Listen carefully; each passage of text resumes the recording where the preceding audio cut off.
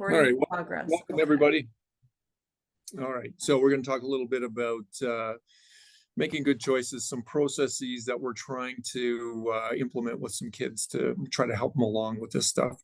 So we called it Look Before You Leap, and we'll try to help along a little bit with a few different things here. All right. Yep, and I will go to the next slide if I can. There we go. So it's kind of funny because Dave and I have done this in some elementary classes, and we show a similar picture to them about someone going to lick a cactus. And we find that when you use these kind of visuals, they really stick, because a year later we went back and did a different presentation. They were like, are we going to do licking the cactus? And so I think these things kind of stick with kids. You know, sometimes we do make bad choices as adults, as kids. And so we wanted, like Dave said, to talk a little bit about a way that you can help yourself and your kiddos, your students, whatever role you're here as a parent, a teacher, or for yourself, so that we can figure things out. I'm just kind of admitting people as we go. Welcome. We are recording this just so that you know. So we're going to get into it by talking. There's two main areas we're going to talk about, and the first one is the situation. Okay. And so it's frequently the case that we get ourselves in trouble, and I'm going to say we, because this is everybody. This isn't just kids. We get ourselves in trouble in certain circumstances, in certain situations. And so we want them to notice the circumstances under which problems happen. And, if we think about school for a second, especially elementary school, although this probably happens in high school too, to a certain extent, is you want to notice what it is, what's the task, what's going on at the time when I struggle. So from an adult perspective, you could think, okay, I know it's evening. I know I like to go home and have a glass of wine, and then sometimes I might want to have a second, so what, you want to notice, oh, it's evening. You want to notice this component of the situation. This is the circumstance right now. And I'm about to enter the place where things are going to get hard for me. Okay. So you want to know what the circumstance is. So that's one of the things. Okay. And then when we talk to kiddos about this, we talk about when and where. So for example, recess can be a tough time for kids in elementary. Lunchtime for kids in high school can often be difficult because they're more unstructured times. And so we get kids to think about, when is a time that's hard for you? Is it out in the community? Is it at recess? Is it, what's going on? When and where are the difficulties happening? Like Dave said, if it's nighttime and you want to have a glass of wine, are you more likely to do that when you're on your own, when you're out with friends? When is this happening? That's the other piece of the situation. Okay. And then the third piece of the situation is with whom. So if you can figure out what the circumstances are, and sort of it may be like when I'm by myself, but if I know that when I go to gym and I play basketball against Lisa and we're super competitive against each other, and I might end up pushing her. So I've got a whole bunch of different pieces there. So nobody else bugs me. It's just Lisa that bugs me. She's the only one. Right. And so I know that I need to be careful. Maybe I'm on the same team as Lisa, or maybe I play in a different game than her, or whatever the case may be. But if you can identify the elements of the circumstances that are going to cause a problem for you, then you're way, way, way ahead.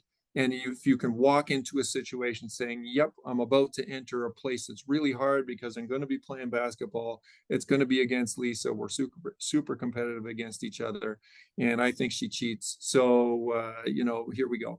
Those are the kinds of things that you want to know in order to prepare yourself. And you may know this for your student or for your kiddo, that you notice that when they're with a certain friend, they tend to get in more trouble. than with other friends. So you might notice it for them, but what we're trying to do is help them now notice, right? Is that sort of transfer of skills as they get older. So what we put together is a little, hopefully helpful little sheet that talks about noticing situations and being quite purposeful about it. What's happening, where and when, and with whom.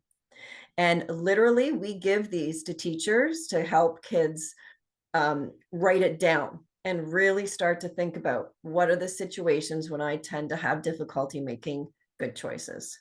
Mhm. So it's quite purposeful. Absolutely. And so the idea here is the transfer. So adults frequently notice this stuff. Um, but it's usually the case that people have a harder time noticing things in themselves than they have in noticing things in other people. And so asking yourself these questions, they're very simple and they're very straightforward, but asking yourself these questions starts the process of getting a hold of some awareness of, oh, okay, this is about what's going to happen. And one of the first parts of awareness is frequently having things pointed out to you. So that's one of the things that adults need to do. But then after that, we want them to start to figure some of this stuff out on their own. Right. And that's the whole idea of raising kids to be more aware of their choices when you're not around, right? So this will help them to make it more salient, I guess.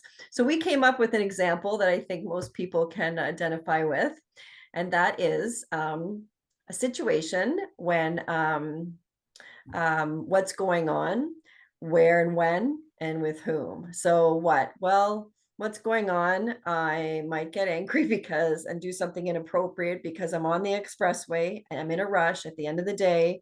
Who? Well, they're drivers who cut me off or drive on the shoulder. So that gives me a sense that I can now apply this. So I know when I'm leaving work or when I'm in the rush, I can say to myself, Lisa, I know that I get angry. It really makes me upset when someone cuts me off or drives on the shoulder to get in front.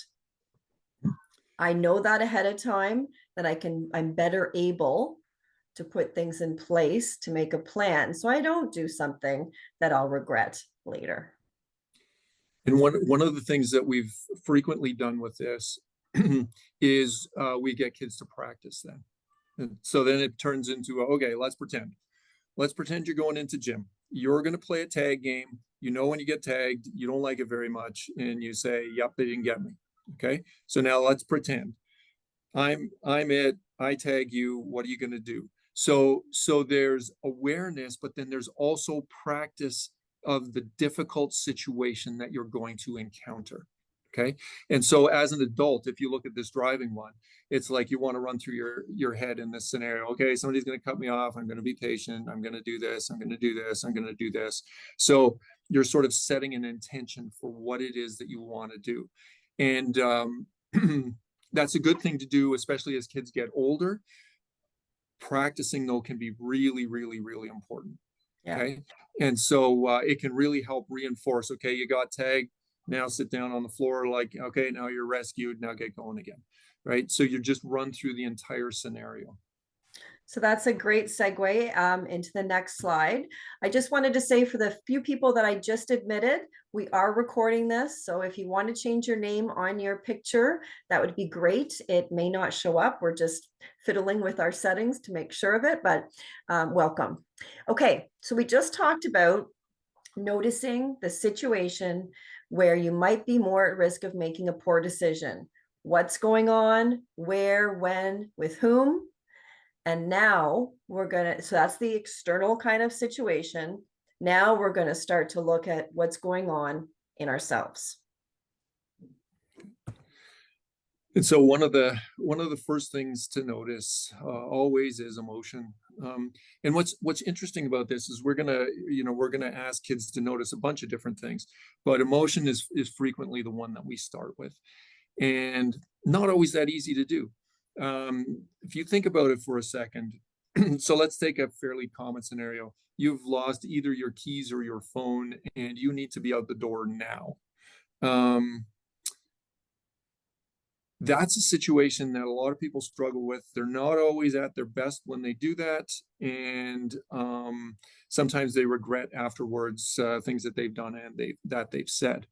If you think about how difficult it is to notice your emotion in that circumstance, noticing emotion is often not that hard. But when we get really charged up and there's something that's really important and that really matters right now, it's actually really quite difficult to notice emotion. And so this is a skill to be practiced over and over and over and over again. And so the very simple technique of notice and name, notice what's going on, give it a name.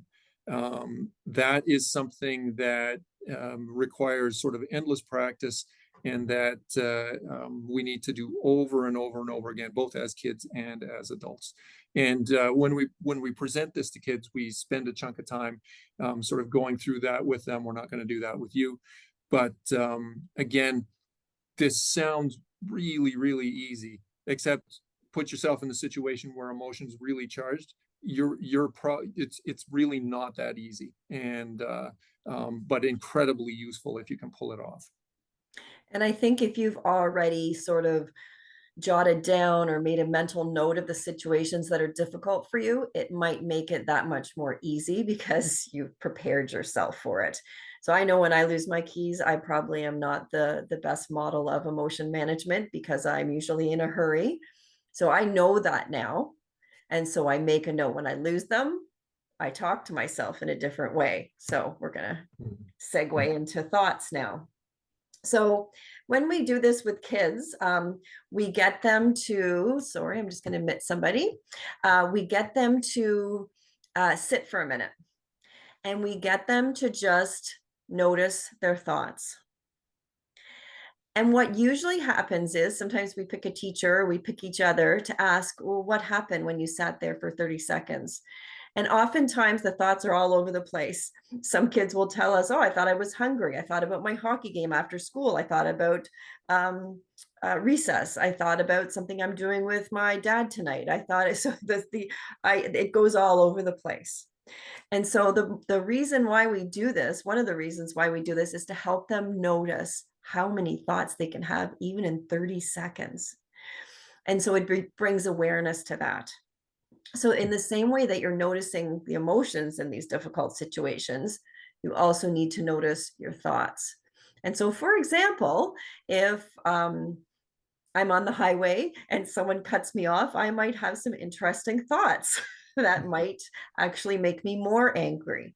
So if I become aware of what those thoughts are, I can become more in control of what they are and how I maybe tweak them a little bit to make them less intense or anger provoking. And so one of the things that we notice with working with kids and quite frankly with adults is that different people are better at noticing different things. And this is one of the nice things about having multiple things to notice. Some people are really good at noticing emotion. Some people are much better at noticing thoughts. And so becoming aware of yourself, your tendencies, the way you sort of understand the world and what you pick up on fastest is really helpful, because if you know that, oh, okay, I'm going on the expressway. So like if I'm a more of a thought noticing person, I notice myself thinking, well, that person's either not paying any attention or they're an idiot. And I notice myself thinking that. It's like, okay, yep, thought, right, got it, notice that. Or maybe I notice like, whoa, like I just got a sudden surge of anger coursing through my body. And it's like, okay, well, I noticed that. Again, it helps you prep. It helps you be ready for what's coming. And the nice thing is that, like Dave is saying, you can do different things, but they all affect one another. So if you change your thoughts, it might change your feelings. If you change your feelings, it might change your thoughts. So you can adjust things. So Dave, do you want to do your, Yeah, I'll do this. yeah. Yeah. Okay. All right. So, okay. And then we can notice behavior. And sometimes when we notice behavior, it's too late, actually. Sometimes we want to notice something that comes just a little bit before behavior, which is the urge to do something. Okay. And so we run kids through an exercise on noticing the urge to do something. And I'm going to do that with you. And you can choose to participate or not participate, or you can drop out at any point. Um, and this is very simple and very, very straightforward. Okay. If you participate, your job is to do absolutely nothing. And I mean nothing. You don't move, you don't shift in any way at all. You do nothing. And what I'm going to do is I'm going to make you hopefully just slightly uncomfortable. Okay. All right. So here we go. Close your eyes. What I want you to do is I want you to go through your body and I want you to find something that's mildly uncomfortable. Maybe there's an itch. Maybe it feels like you need to move something just a little bit and it'll be more comfortable. I don't know what it is, but you'll find something. Okay. And what I want you to do is hang on, just wait. And notice that feeling. Notice that feeling like, hey, I want to do something.